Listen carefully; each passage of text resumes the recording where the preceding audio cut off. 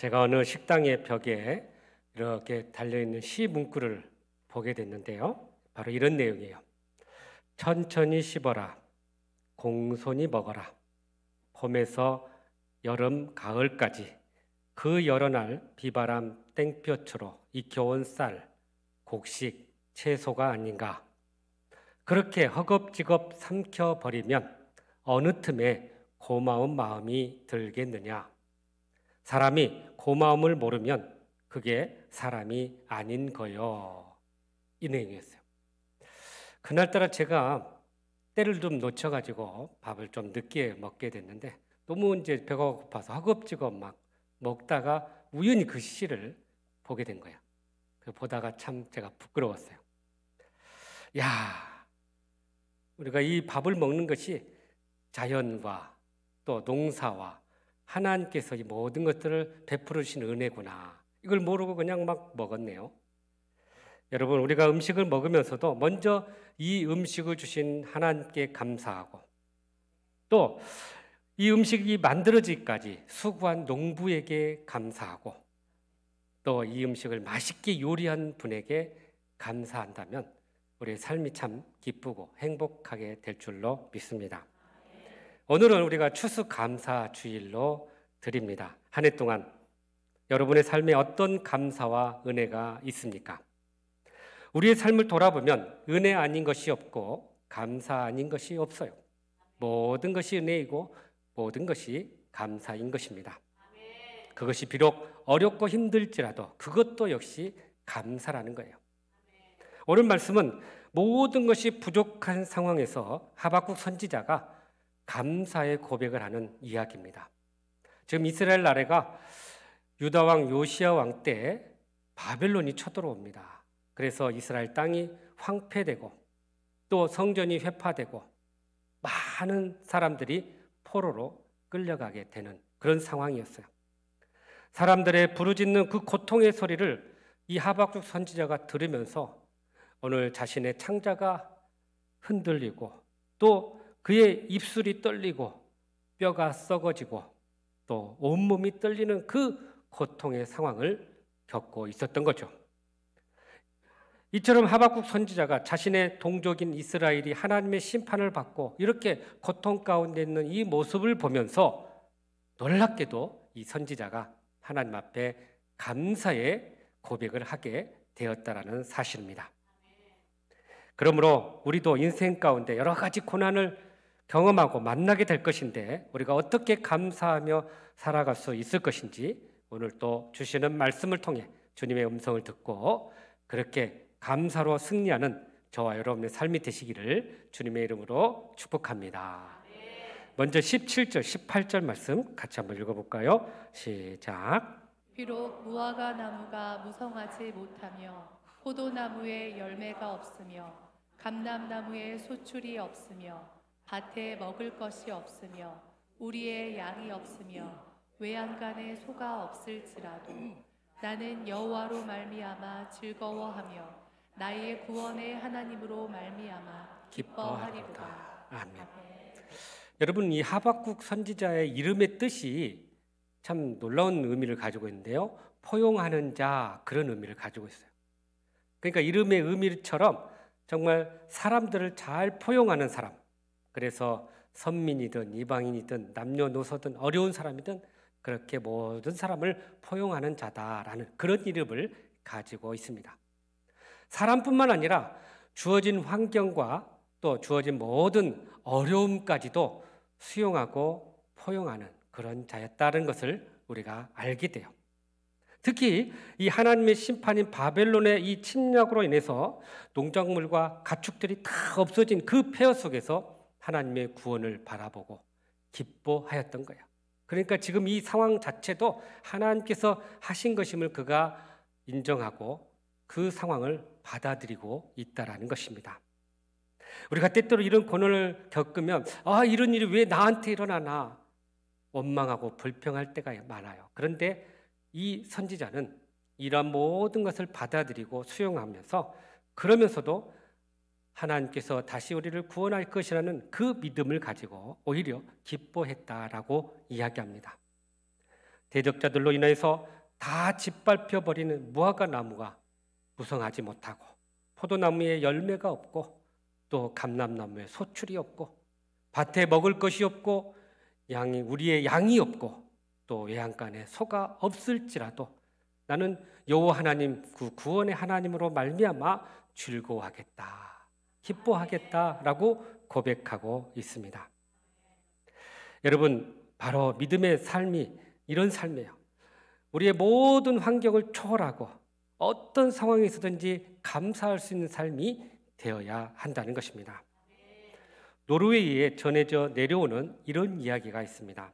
사탄이 이 세상에 내려와서 노르웨이에 여러 가지 창고를 만들어 두었답니다. 그래서 그 창고에 여러 가지 씨앗들을 이렇게 저장해 놓았는데요. 어떤 씨앗들이냐면 미움, 다툼, 시기, 질투, 절망, 아픔 이런 씨앗들을 가득 채워놓고 그것들을 가지고 그의 졸개들한테 사람들의 마음에 갖다 심어라 그렇게 명령을 한 거예요. 그래서 이 씨앗이 뿌려지기만 하면 사람들이 그 씨앗대로 절망하고 시기하고 다투고 싸우고 그런 모습들을 보면서 이 사탄이 아주 마음 뿌듯한 그런 마음을 가졌다는 거예요. 그런데 어느 날 유독 한 마을에는 이 씨앗들이 전혀 효과가 없다는 것을 알게 됐습니다. 도대체 이 마을은 무슨 일이 있는 거야 하고는 사탄과 그 졸개들이 가서 확인을 했어요. 근데 그 마을의 이름조차도 참 재미있는 게 기쁨의 마을이라는 이 마을에 사람들이 가만히 보니까 그 마음속에 다른 씨앗들이 이미 심어져 있었던 거예요. 어떤 씨앗인가 봤더니 감사의 씨앗이었던 거예요. 그러니까 이미 자신들의 마음 가운데 감사의 씨앗이 심어지고 자라다 보니까 이런 시기와 다툼과 질투의 씨앗들이 자랄 수 없는 환경이 되었던 것입니다.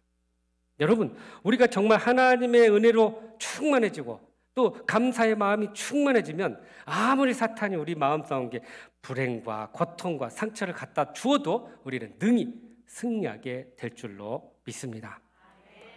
지구촌교회 이동원 원로 목사님이 쓰신 우리가 사모하는 공동체라는 책에 이러한 간증이 하나 나옵니다. 한 여자 집사님이 예수님을 알기 전에는 참 도덕적으로 착하게 살면 되지 왜 교회를 다닌가? 교회를 다닌다는 것은 마음, 의지가 약한 사람이나 다니는 것이다 이렇게 생각했다는 거예요. 그런데 정작 자신의 남편이 사업을 하다가 부도가 나고 또 아이를 가졌는데 잃어버리고 또 그러다 보니까 우울증이 생기고 그러다 어느 순간에 자살 충동이 이렇게 오더라는 거예요. 그래서 마지못해 살고 있는데요. 어느 날 같은 아파트에 한 엄마를 이렇게 만나게 됐습니다. 근데 이분은 항상 얼굴이 밝고 항상 자신감이 넘치는 그런 분이었어요. 그래서 대화를 하다가 알게 됐는데 놀랍게도 이분의 남편이 중증 장애인이었던 거예요. 어떻게 저 장애인과 살면서 저렇게 살아갈 수 있을까 궁금해서 계속 물어봤습니다. 그랬더니 이분이 장애인과 결혼하면 삶이 힘들 거라고 사람들은 알지만 사실 그 사람이 너무 불쌍해서 내가 결혼했지만 같이 살다 보니 너무나 행복해요 라고 이야기하더라는 거예요. 그러면서 자기가 믿던 예수님을 소개해 주었던 거죠. 그렇게 행복하게 된 이유를 예수님이 주었던 거죠. 그래서 도대체 예수님이 얼마나 대단하게 이렇게 중증 장애인과 살면서 저렇게 자신감 넘치고 행복하게 살 수 있을까 하고 궁금해서 교회에 나아가게 됐던 거죠. 신앙생활하면서 주님의 그 사랑을 알게 되었고 자기가 얼마나 죄 많은 사람이었고 얼마나 교만한 사람인지를 깨닫게 되었던 거예요. 그리고 회개하면서 예수님을 영접하였는데요. 그의 삶에 놀라운 변화가 일어나기 시작했어요.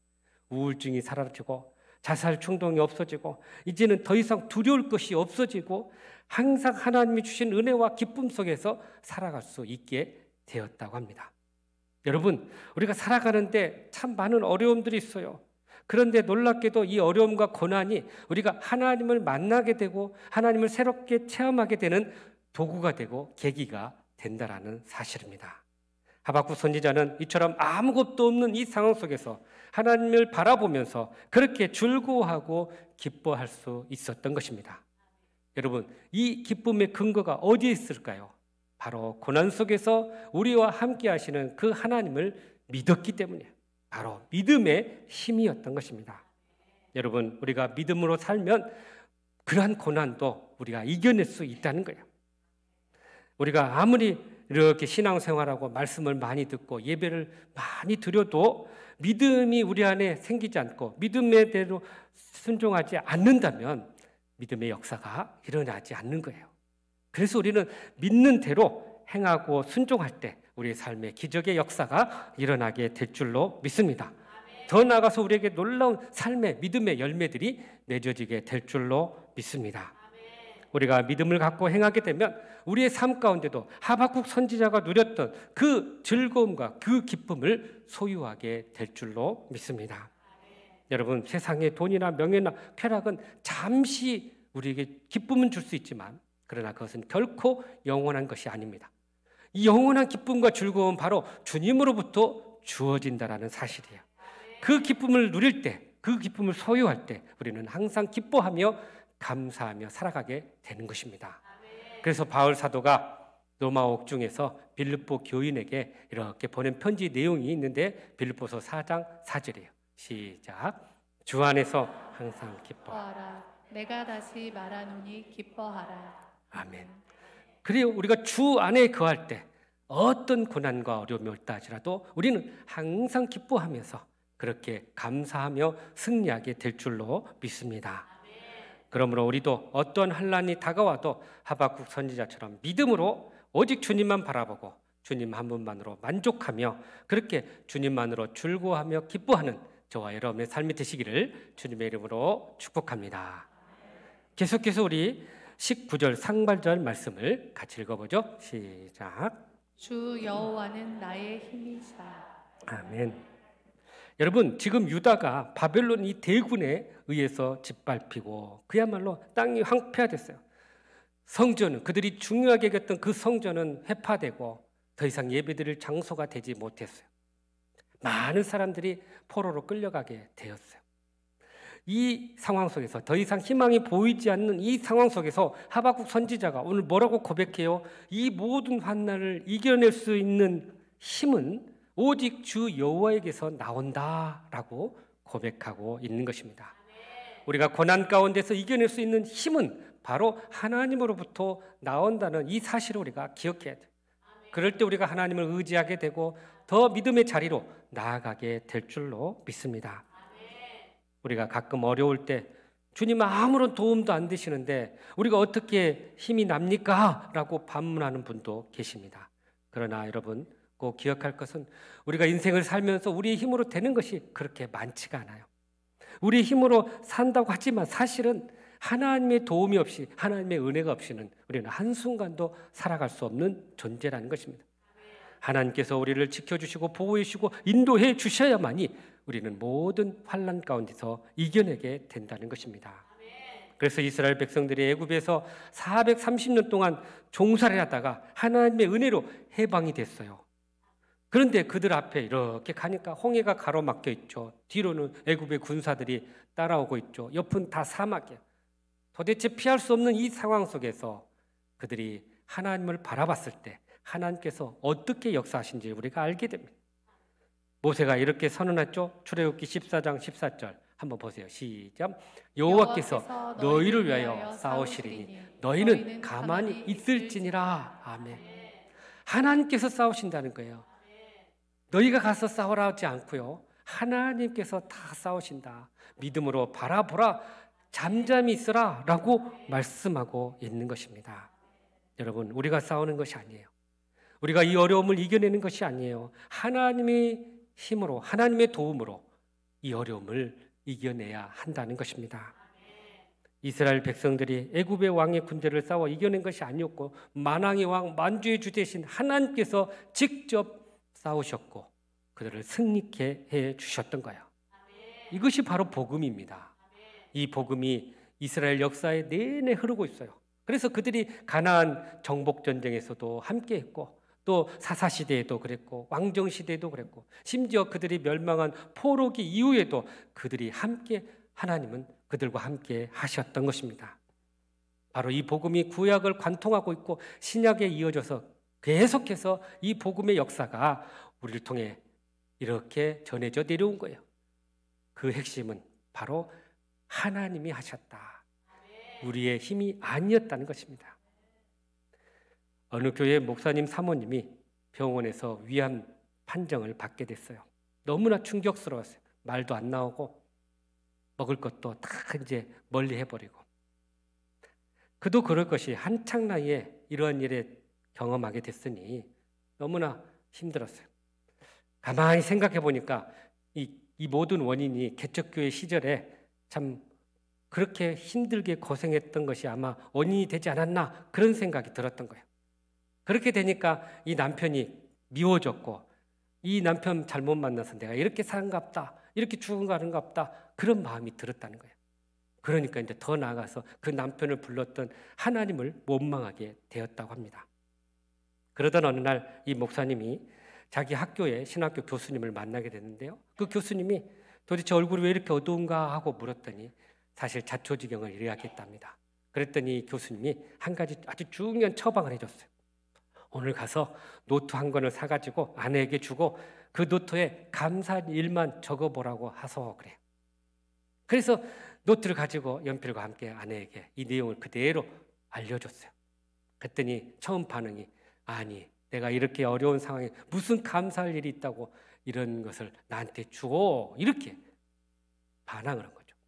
그러냐 그 노트를 남겨놓고 그냥 목사님은 나와버렸어요. 한참 지나고 나면서 그래 감사할 일이 한번 이렇게 있는데 떠올라보자 생각해보자 그러기 시작해요. 그래서 아주 사소한 것부터 한번 적어봤어요. 그래서 우리 사랑하는 자녀들 준 것 감사, 또 어려운데 여기까지 도와주신 것 감사, 또 많은 믿음의 사람들 만나게 해주신 것 감사, 도움을 얻은 것 감사, 그런 내용들을 쭉 쏟아 보니까 가만히 생각하니까 감사할 일들이 이렇게 많았구나 깨달은 거예요. 그러면서 그렇게 날마다 감사의 삶을 써내려가다가 어느 순간에 보니까 그 노트가 가득 차게 됐어요. 그게 얼마나 놀라워요. 그런데 놀라운 기적이 이 다음에 일어나요. 그의 위에 있던 암이 서서히 없어져 버렸던 거예요. 할렐루야. 여러분 이게 그냥 이 예화에서 나온 일이 아니라 실제로 이런 역사들이 일어나고 있다는 거예요. 그러니까 우리가 이러한 은혜들을 가지고 하나님의 은혜를 도움을 구하고 그렇게 하나님 앞에 매달릴 때 우리의 삶 속에도 이러한 놀라운 역사가 일어나게 될 줄로 믿습니다. 하버드 의대 종양의학의 권위자인 제롬 그루프먼이라는 교수가 있는데요. 이분이 책을 하나 썼어요. 희망의 해부라는 책인데 여기에 이런 내용이 나와요. 자기가 수많은 환자들을 병원에서 이렇게 치료를 하면서 긍정적인 사고와 태도가 그 환자의 질병의 치료에 어떤 영향을 주는가 이걸 연구했어요. 그래서 이 암 환자들, 특히 암 환자들에게 어떤 생각과 어떤 감정과 어떤 마음과 어떤 태도를 가지냐에 따라서 그들의 병세와 치료에 영향을 주는가에 대한 실험을 한 거죠. 그런데 놀라운 결과를 얻게 됐어요. 긍정적인 사고와 긍정적인 마음과 또 긍정적인 태도를 가지고 이렇게 살아간 사람들은 결국은 치유가 일어나고 회복이 일어나고 기적이 일어나더라는 거예요. 그래서 그들에게 그걸 가르쳤답니다. 나는 괜찮다. 나는 회복될 수 있다. 하나님께 감사하라면서 나는 감사해. 그렇게 자꾸 그 환자들에게 가르쳐줬다요. 그러니까 그 암 환자들이 그렇게 긍정적인 마음을 가지고 받아들이면서 그렇게 긍정적으로 사니까 정말 이 암들이 없어졌는데 여러분 그것을 구체적으로 이렇게 증명을 했어요. 실제로 우리가 삶을 보면은 이 모르핀과 같은 진통 호르몬이 있는데요. 이 호르몬이 엔도르폴린이라는 거예요. 이것을 맞게 되면 진통을 느끼질 못해요. 그런데 우리가 감사하고 긍정적으로 믿음으로 살면요. 이보다 20배 강한 엔케팔린이라는 호르몬이 나온다는 거예요. 그러니 그 안에 있는 암균들이 다 죽게 되고 제거되더라는 것입니다. 그러니 여러분 삶에서도 그러고 우리의 건강도 그러고 괜찮다. 하나님이 함께 해주시고 하나님이 힘 주시면 할 수 있다. 회복될 수 있다. 이 믿음으로 나아갈 수 있기를 바랍니다. 그래서 성경은 이미 우리에게 병을 이기고 고난을 이길 수 있는 치유의 길을 이렇게 제시해 주었어요.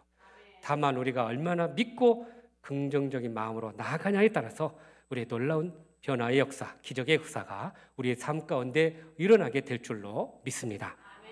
그래서 여러분, 감사에는 세 가지 종류가 있다고 해요. 하나는 그래서 감사. 이것은요, 뭔가가 내가 바라고 소원하는 것이 이루어질 때 하는 감사예요. 사실 그래서 이런 감사는 안 믿는 사람도 다 하는 감사입니다. 그런데 두 번째가 있어요. 그것까지 감사. 가만히 생각해 보니까 감사할 일들이 얼마나 많은지요. 몰랐던 일, 그동안 당연하게 여겼던 것들이 다 감사로 여겨진 거예요. 그래서 하나님이 주신 은혜를 생각해 보니까 참 너무나 많은 거예요. 그래서 내가 정말 축복 속에 살아가고 있구나. 그래서 감사의 그런 은혜를 누리게 된가요? 세 번째는 그럼에도 감사라는 거예요. 여러분, 아직 이루어지지도 않았어요. 또 놓친 것들도 있어요. 실패한 것들도 있어요. 그런데 하나님께서 장차 허락해 주실 거다. 고쳐 주실 것이다. 회복해 주실 것이다. 그 믿음을 가지고 감사하니 놀라운 믿음의 역사가 일어나게 되더라는 거예요. 그래서 우리가 여러분 이렇게 보면은 사업을 시작할 때 개업 감사 예배 드리잖아요. 근데 어떤 분이 놀랍게도 폐업 감사 예배 드려달라고 목사님 부르더라는 거예요. 그래서 그것을 이제 정리하고 다른 것을 또 이렇게 하게 되었는데, 하여튼 하나님의 은혜라고 생각하고 폐업 감사 예배를 드리는데 목사님을 불렀답니다. 여러분, 이처럼 성숙한 감사를 가진 사람들이 그렇게 고난 중에서 그럼에도 감사하면서 승리하게 되고 하나님 주신 능력과 힘을 얻게 될 줄로 믿습니다. 그러므로 어떤 환난의 소리가 우리 가운데 들릴지라도 하나님이 우리와 함께 하시고 하나님이 주신 그 힘과 능력으로 능히 이겨낼 수 있다는 이 소망 가운데 승리하는 저와 여러분 되시기를 주님의 이름으로 축복합니다. 마지막 19절 중반절 말씀이네요. 시작. 나의 발을 사슴과 같게 하사 나를 나의 높은 곳으로 다니게 하시리로다. 아멘. 하박국 선지자는 발이 이 환난의 땅에 닿고 있다라고 이야기하죠. 사실 여러분, 사슴이 이 자신들을 잡아먹으려 하는 이 존재들을 피해서 아주 협곡이나 벼랑 끝에 이렇게 다녀요. 그러니까 발은 비록 아주 고난의 그런 상황에 있지만 눈은 어디를 바라본다고요? 높은 것을 바라보는다. 다시 말하면 하나님의 그 구원과 소망을 바라보고 있다는 거죠. 여러분, 이것이 우리의 삶 아니겠어요? 우리의 땅은 정말 고난같이 절벽과 협곡의 그런 위기 가운데 이렇게 살아가지만, 그러나 우리의 눈은 하나님을 바라보고 하나님이 우리를 도우실 것이라는 소망 가운데 살아갈 때 우리가 능히 그 어려움을 이겨내게 될 줄로 믿습니다. 그래서 소망을 가지고 사는 삶이 얼마나 큰지를 우리에게 보여주고 있어요. 그래서 소망이 힘인 거예요. 이겨낼 수 있다라는 소망, 나을 수 있다라는 소망, 잘 될 수 있다라는 소망, 믿음으로 승리할 수 있다라는 이 소망을 가지고 살아갈 때 우리는 어떤 어려움에서도 능히 승리하게 될 줄로 믿습니다. 그런데 여러분, 이 소망이 어디서 나올까요? 바로 우리가 하나님의 백성이고 하나님의 자녀라는 확신을 가질 때 바로 여기서 소망이 나오는 거예요. 하나님 우리와 함께 하신다는 그 믿음을 가질 때 바로 이 소망을 우리가 소유하게 되는 것입니다. 그래서 바울 사도가 빌립보서 3장 20절에 우리를 이렇게 고백을 해요. 시작. 우리의 시민권은 하늘에 있는지라. 아멘. 우리는 하나님의 소속이라는 거예요. 그러니 하나님이 우리를 보호하시고 우리를 인치시고 우리를 인도하신다라는 사실입니다. 그러니 우리가 이 믿음을 가지고 살아갈 때 우리는 소망 가운데 승리하게 될 줄로 믿습니다. 서울서 목회하는 제 친구 목사가 들려준 이야기입니다. 자기 교회에서 이런 일이 있었다고 해요. 교회에서 필리핀으로 단기 선교를 갔다고 합니다.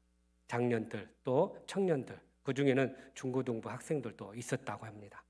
일주일 동안 사역을 마치고 1박 2일로 가까운 곳에 이렇게 캠핑을 갔는데요. 처음에 갈 때는 물이 이렇게 발목 정도 닿을 그런 개울을 건너서 건너가지고 그쪽에 가서 텐트를 쳤대요. 그래서 이제 그곳에서 뭐 야영도 하고 같이 캠프파이어도 하고 그런데 밤부터 이렇게 비가 내리기 시작하더래요. 그런데 밤이 깊어갈수록 비가 엄청나게 내려오면서 갑자기 비가 이렇게 많이 오면서 이 물이 차기 시작했는데 발목에서 무릎으로 이렇게 허리로 막 차올라요. 잘못하면 저쪽으로 건너가지 못하게 될 상황이 된 거예요. 그래서 안 되겠다 싶어서 도와줄 그런 것도 아니고 그래서 서로 인간 띠를 만들어가지고 손을 잡고 그 개울을 거느려고 시도를 한 거죠. 그래서 앞에서 선생님이 잡고 또 손을 꾹꾹 계속 잡아서 띠를 이어가지고 이렇게 건너기 시작합니다. 그런데 한참 건너고 있을 때 저 끝쪽에 있던 한 중학생의 아이가 손이 놓쳐버린 거예요. 그래가지고 그 금리에 떠내려갔어요. 선생님이 그 아이를 잡으려고 같이 잡으려다가 그 선생님마저도 떠내려간 거예요. 그 어두운 시기에 아무도 도울 수가 없었어요. 날이 밝아서 구조대를 보내고 찾아봤지만 그 두 사람을 찾을 수가 없었어요. 그래서 본국에서 이제 그 아버지와 또 가족들이 찾으러 갔지요. 일주일 동안 아무리 찾아도 찾을 수가 없어요. 열흘이 다 되어도 그들의 소식을 알 수가 없게 된 거예요. 그런데 열흘째 되는 날 이 딸 아이를 잃어버린 이 아버지 꿈에 이 딸이 나타난 거예요. 딸이 나타나서 이렇게 이야기했답니다. 아빠, 저 예수님과 같이 있어요. 저 괜찮아요. 그렇게 고백하는 그 소리를 듣게 된 거예요. 그렇게 걱정되고 염려했던 그 마음이 그 딸의 목소리에 힘을 얻고 그래 우리 딸이 이제 예수님과 함께 잘 있겠구나 하고는 그때부터 마음을 놓고요. 이제는 수색하는 것을 그만합시다 하고는 마무리하고는 한국으로 돌아왔다고 합니다. 아마 이제 보험을 들은 것 같아요. 그래서 보험금으로 한 2천만 원이 나왔어요. 그래서 이걸 어떻게 하다. 그래서 교회 학교에 장학금으로 써야 되겠다. 그렇게 갖고 2천만 원을 내놓은 거예요. 목사님이 그 소식을 듣고는 당회원들과 상의를 했어요. 2천만 원 주고 나면 다 없어져 버리는데 이것을 우리가 계속 잘 활용해 가지고 우리 학생들에게 도움을 줍시다. 그래서 교회에서 3천만 원을 더 보태 가지고 5천만 원을 장학 헌금으로 이렇게 만들어 놓고 그걸 가지고 이제 이자를 주면서 이렇게 헌금하게 됐네요. 근데 이 소식을 알고 그 부모님들이 다시 또 5천만 원을 더 가져왔어요. 1억을 가지고 장학 재단을 만들어 가지고 헌금을 하게 됐다고 합니다. 그런데 이 부모님이 딸이 이렇게 천국에서 잘 있다는 것을 알고부터 천국에 대한 소망을 갖게 된 거예요. 우리 딸이 천국에 잘 있다. 우리도 믿음 생활에 잘해서 천국 가서 우리 딸 만나자. 그렇게 하면서 이 부부가 서로 열심히 믿음 생활을 하고 그렇게 모든 것을 감사로 받아들였다는 것입니다. 여러분, 이런 절망의 속에서도 하나님의 그 사랑과 은혜를 우리가 깨닫게 되면 오히려 감사의 삶으로 나아가게 된다는 거예요. 지난 주간 한 집사님을 병문안하게 됐는데요. 머리에 두통이 심하고 어지러움증의 증상이 있어서 병원에 갔더니 머리 혈관에 이렇게 뭔가 막혀 있었던 거예요.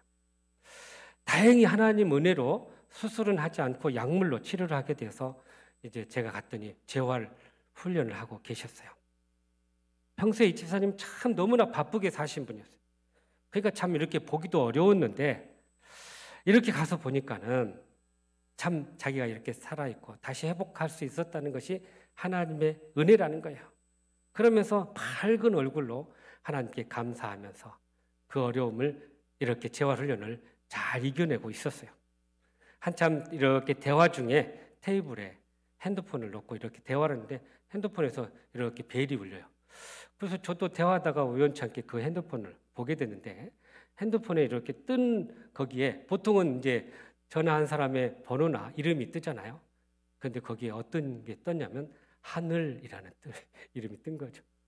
그래서 누군가 했더니 자기 사랑하는 남편이었던 거예요. 야, 남편을 하늘이라고 이름을 저장해서 쓴다는 게 저는 처음 들어봤어요. 그런.